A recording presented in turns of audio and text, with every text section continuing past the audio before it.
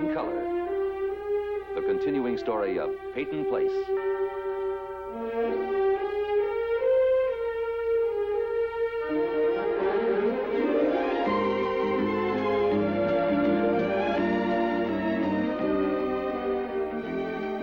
Starring Ed Nelson as Michael Rossi.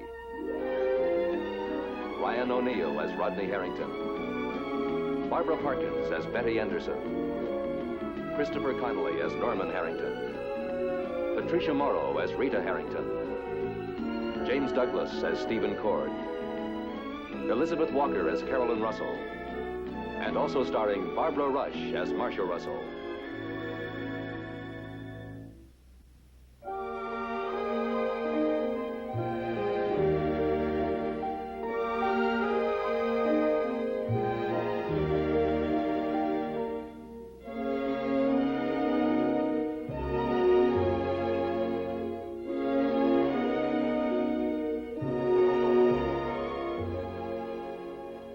Under the direction of physical therapist Chuck Atwell, Rodney Harrington has been making considerable progress toward the full use of his legs. Gradually, the motor functions have returned. Gradually, the muscles have responded. Now, there is no doubt in Rodney's mind, and he faces the future with confidence. Oh, darling, you're home. I asked Stephen to come over. He has something very important to say. I think it's a very interesting proposition. I hope you do. Then you hear about the house. That's right. Well, I can see by the look on my wife's face that she's persuaded you to sell. Well, she made me an offer I couldn't afford to turn down. For more than twice the market value. That's a lot of money. It's a good investment.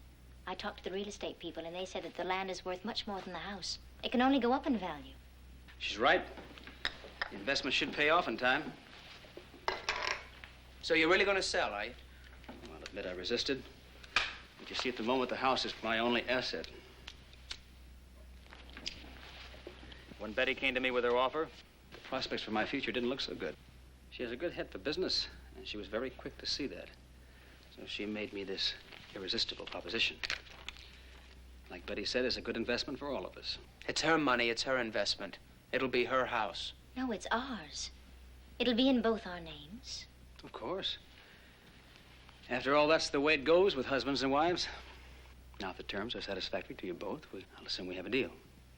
Maybe you think Betty's being too generous? As long as Betty doesn't, that's all that matters. And it's settled. Go over to the bank and deposit the check with old man Tomlinson. Try to expedite things, but it may take a while. But I'll make arrangements to move out as soon as possible. Oh, I hope you'll both enjoy my white elephant. And in the best of health, Rod.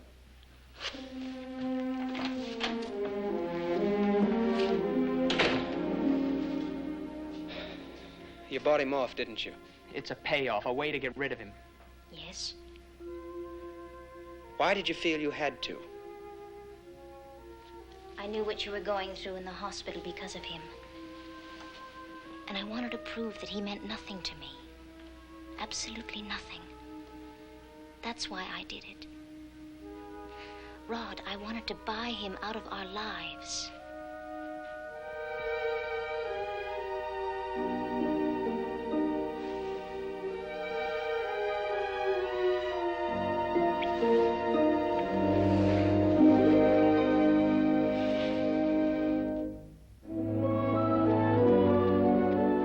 What you got there, Mrs. Riggs? Smells mighty good. Blueberry pies. Ain't nothing smells so good as a fresh baked pie. I'd cut you a slice.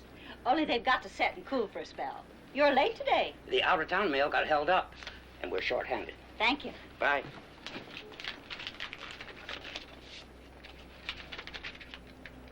Well, I declare. Oh, my gracious. Oh, my. I did it. I won all that money.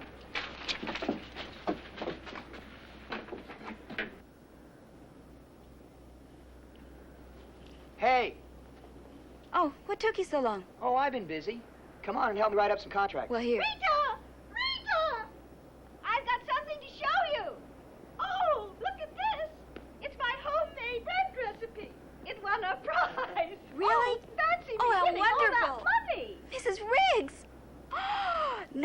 Look at how much she won. Isn't that terrific? Congratulations. How does it feel to be a rich lady? I sent it off weeks ago. My recipe, you know. I never expected to hear from him again. $500. Wow, what are you going to do with all this money? I bet you're going to go on a wild spending spree. Oh, certainly not. I'm going right over to the bank. Very sensible. I wish I could get my wife to do that with our money. If there's one thing that Mr. Riggs taught me, it was respect for the dollar. Mr. Riggs couldn't possibly object if you spent just a little bit of it.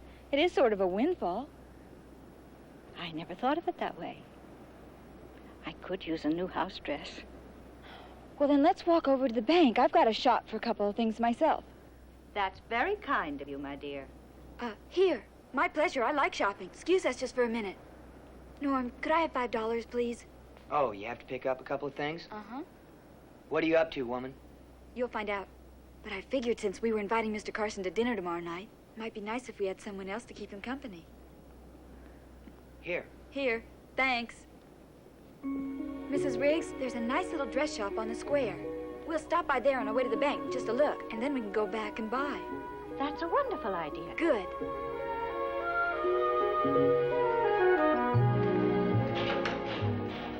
Mr. Carson? Oh, hello, Norman. How are things? What do you mean, how are things? Things are just like they always are. What was it our friend the writer said in that book? It was the best of times and it was the worst of times. Right. Hey, listen, there's something wrong with my ice skates. My boots are pretty dry. Do you have anything for them? Sure, I got something. Saddle soap, right here. That'll do the trick. Have you been to the pond yet? Nope. I remember you used to cut a pretty mean figure 8. Mm-hmm. Still can do it when I put my mind to it. I was just wondering, you haven't been to the pond yet, huh? Norman, do you want to give me some money? Oh, yeah, sure. It's big social event at the pond. Kids, middle-aged people, older folks, everybody. It's where folks meet folks. Yeah, well, I socialize quite a bit. Right here in this talkative old store of mine. What do? Put this stuff right on your boots?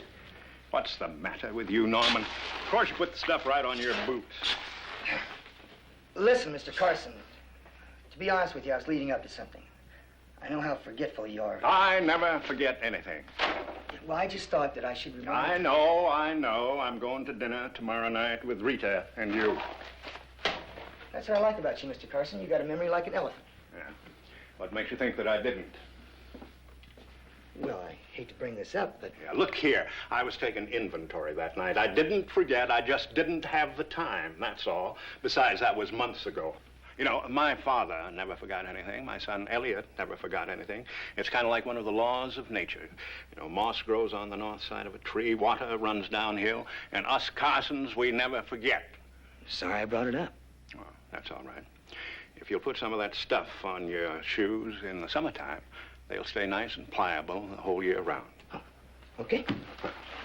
Bye, Mr. Carson. Oh, Norman, tell your sweet wife that I'm going to be hungry as a bear. You know, when I get a dinner invitation, I kind of go into training. I eat just enough to keep me alive. I treat a dinner invitation as a special occasion. Oh, it's going to be a special occasion, Mr. Carson.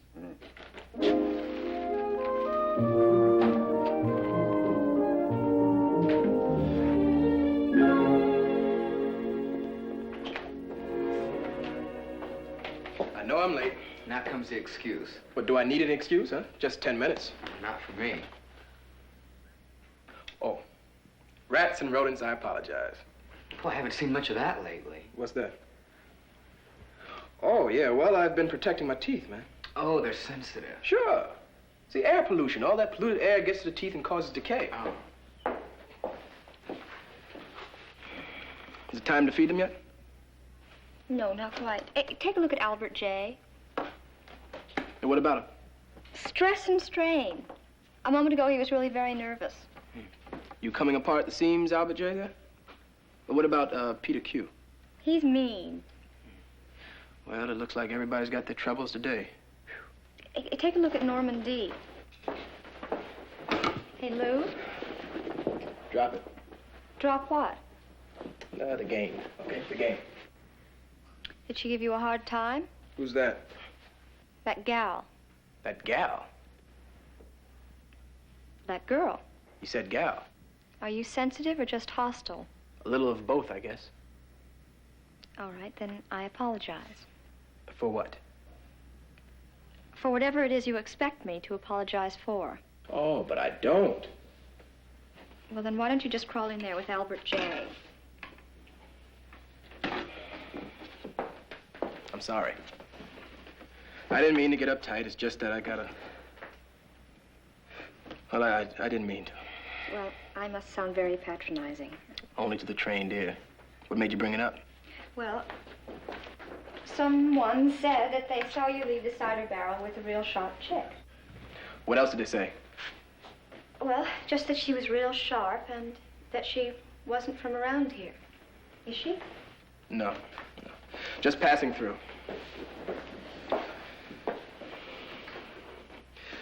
Look, do we feed our pets or not? Lou, I was just trying to make conversation. Come in. Hi. Hi. I just thought I'd drop in. Come on.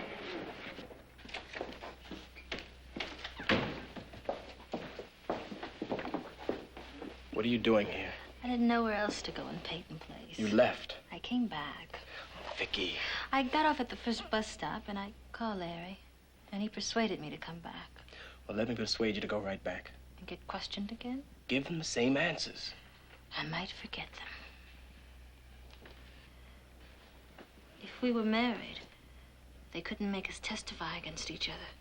I didn't do anything. Well, then why don't you step on up forward and say, Mr. Policeman, sir? That's just what I'm gonna do.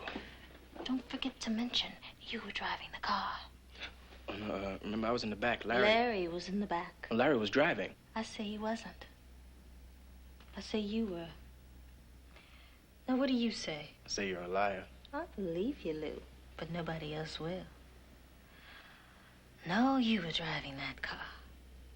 Of course, we didn't know it was hot until you admitted it to me and Larry later. Then naturally, we were scared. It'll be our word against yours, honey. Besides, there's that other little thing. I wasn't the driver of that car. You gonna wait around and try to prove that? Vicki. Vicki, why don't you just marry him? He's just on the hustle. He's not a doctor's son like you. And I want my baby well taken care of, you know. You gonna take me home to your folks? You are something else, girl.